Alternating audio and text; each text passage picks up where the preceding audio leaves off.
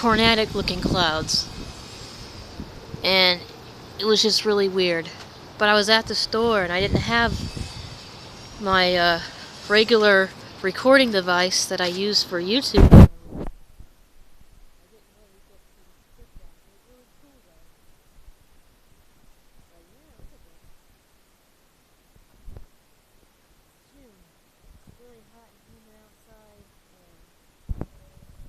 Sometimes June is the most stormy month of the year.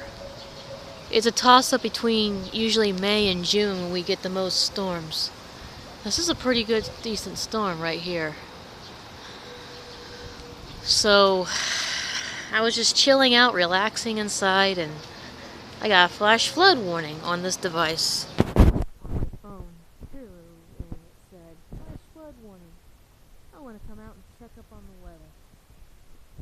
I'll always be a storm spotter. I'll always love watching the clouds and the storms, especially declaring God's glory, because I like to always pretty much let the scientists know that this is God's creation. This is the storms declare God's glory, not scientists.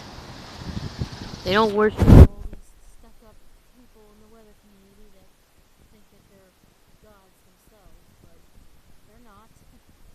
They may be gods with a little g, but they're not the true God Almighty. So yeah, I just want to come out here and look at this and see what's going on. It's really hot and humid, so thank the Lord He's going to send some rain, cool it off.